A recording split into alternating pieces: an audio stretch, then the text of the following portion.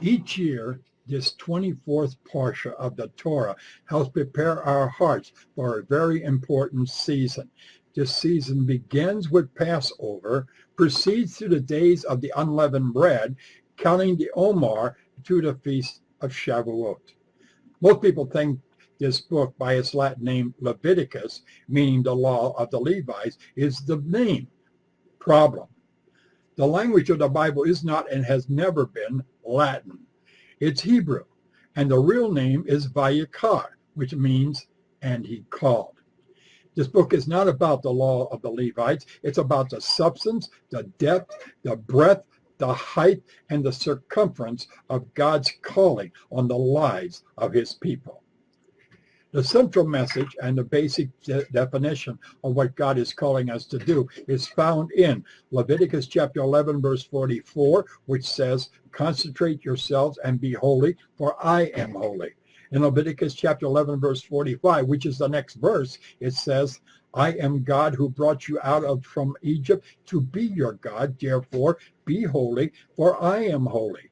Another one in Leviticus is the one that covers the holiness code in Leviticus chapter 19 and 20. And it says in 19 verse 2, "Speak to all of the congregation of the children of Israel and say to them, you are to be holy, for I, God, your God, am holy." In Leviticus chapter 20, verse 26, it says, "You are to be holy to me, because I, God, am holy. I have set you apart from the nations to be my own." And if God says it 4 times in this book, he means it. Our calling as a kingdom of priests is not only in Leviticus, but it's throughout the Tanakh and the Brit Hadashah, all the way to the book of the Revelation. That is why Leviticus is not, contrary to theological opinion, a book just for the Levites, or an outdated book of regulations for an ancient priesthood. It is the generic blueprint of the new creations of God, and it is the part of every redeemed person's DNA. Now, Leviticus connects us to Exodus in 2 ways. The first is through the meaning of the word holy. Now, what does holy mean? Look at the Hebrew word picture that makes up the word kadosh. Now, Hebrew reads from right to left, and the first letter is the kaf, which pictures the back of a man's head. Now, this man is looking very intently and focusing on something.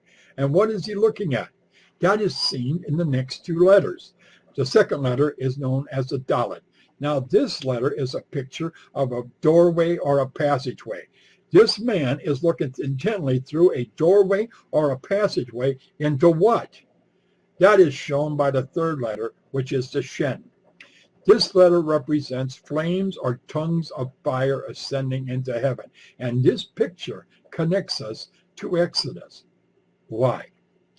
The picture is a man of us staring intently through a doorway, which is the Torah, or its embodiment, which is Yeshua, the living Torah, into the flames of God's consuming fire.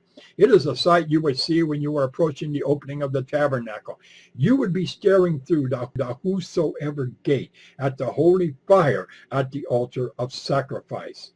God's fire will transform you, and you would be different, holy. And that's how our lives should look. Now, to be holy as he is holy covers 3 separate bases. The first part of our calling is relational. We are called to walk on earth as God's priest. The second part of our calling is functional. We are to serve as his priests. We are not to be intermediaries. We are to be ambassadors. And the third part of our calling is positional. We are to be his kingdom of priests, which remains physically and spiritually separate from all other nations and peoples. This extreme makeover process is designed by God to empower and train us to walk efficiently and effectively in all 3 phases of this priestly call to holiness. Now, as we study Leviticus, please do not think this book is written for or about someone else. Do not think that this is an outdated training manual only for a selected group of sons of Aaron or Levites who lived during the tabernacle and temple periods before 70 CE. Do not buy into the theory that this book is about another time, place, people, or another covenant. That is not the case. This kind of thinking is expected from detached scholars, aloof theologians, or wounded warriors with lukewarm hearts.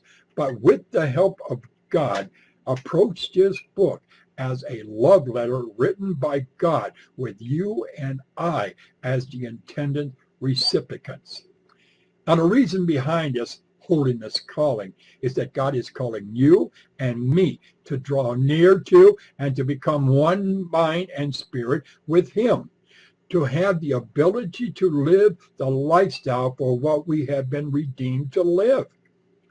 You know, in Exodus, we were called. Now, Leviticus is about what that calling means and the substance of what that calling consists of or how we move in it. There's a second way that this is connected to Exodus, and it's with the Hebrew word letter Vav.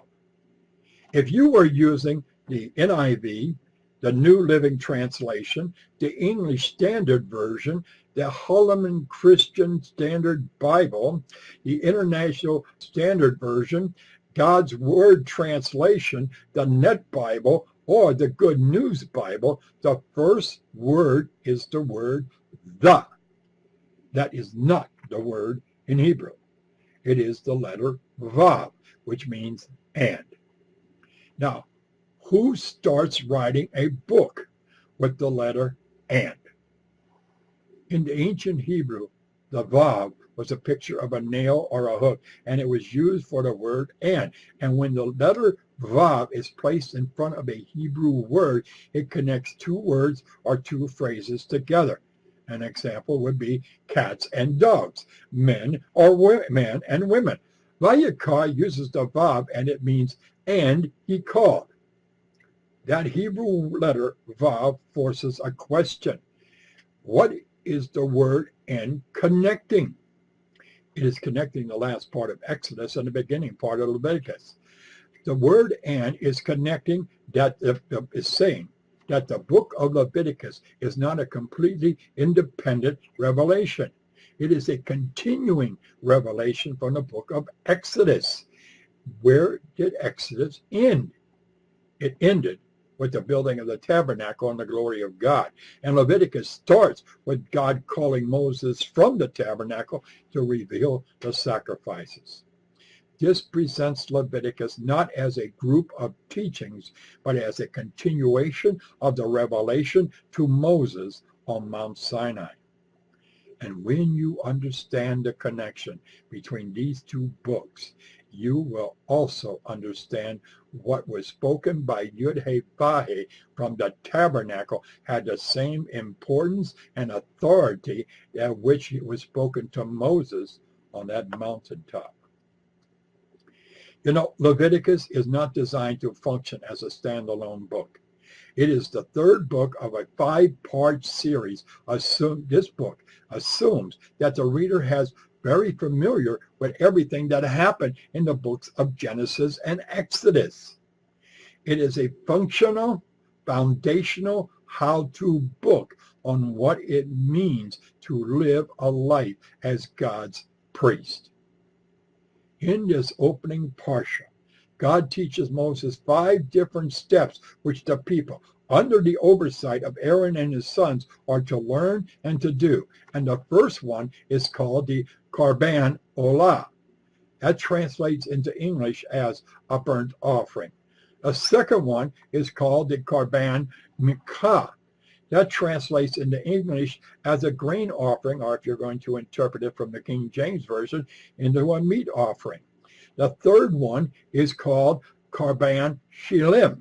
That translates into English as a peace offering. The fourth one is called Karban Kata. That translates into English as a sin offering. And the fifth one is called Karban Hahem. That translates into English as the guilt offering. The Hebrew word our English Bibles translates as offering and sacrifices is Karban. But that's not what it means. For centuries, we have studied Leviticus with the means of approaching God in the language and in the mindset of Greek, German, or Saxon cultures who hated all things Hebraic. These cultures have always been and still remain overloaded with pagan rituals of animal sacrifices designed not to approach God in love, which is the Hebraic concept, but to appease bloodthirsty, angry, and dangerous gods and to keep them from bothering them. Now, in their mind, these forces are beyond their understanding and control. That's the sun, the moon, love, war, violent storms, volcanoes, things like this, and they had to be gods. Now, since they could not be controlled or impressed, they were feared. Greek, German, and Saxon cultures used human logic to demystify and to control every aspect of their world, and being close to these forces they feared was the last thing they wanted. They looked at these forces as a bloodthirsty predator who was going to destroy and eat something, so they decided it would be better that animals die and get eaten by them than they. Now, if they gave these animals, bloodthirsty gods, enough animal or human blood, their bellies would stay full, and they would leave them alone. So they fed this constant flow of sacrificial animals or people to their gods and hope for the best. That is not the Hebrew concept underlying the spiritual act of Karban. Now you understand why the prophets of Israel kept saying that God was not pleased with the blood of bulls and goats. They were not saying, hey, enough with these sacrifices. They were saying, you have confused the sacrifices I told you to bring with the animal sacrifices of the pagans, and you are pulling away from me, not drawing close to me. Now, consider this. The English language focuses on self. Its very verb roots are determined by the I form. The verb refers to what I do, not what he does. Hebrew is a verb-oriented language. Every Hebrew noun is a modified form of a verb, and Hebrew focuses on the action of others, particularly God. Its root verb are determined by the he form.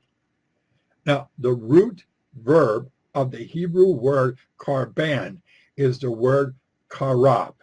It's a kaf, it's a resh, and it's a beit. That word picture is surrounding and encircling, which is the kaf, the kings, which is the resh, home or dwelling, which is the beit. It creates a picture of God's people on Mount Sinai when God's Mishkan was at the center of the camp.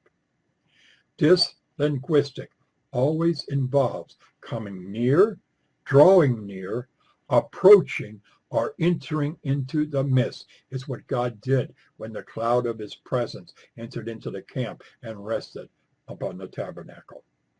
Now, when you add the suffix nun sofit to this concept, it makes it really exciting.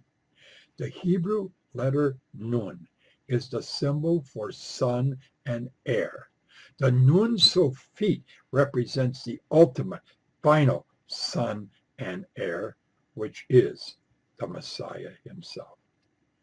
The Hebrew concept of Karban means to draw near to and approaching after the manner and in the merit of the ultimate son and heir, the Messiah. Each offering that was brought to the Mishkan or the temple as Karban was a substitute for and a representation of the sacrifice of the ultimate son and heir, the Lamb who was slain before the foundations of the world, Yeshua the Messiah. And that is, as Paul Harvey says, the rest of the story. Shalom.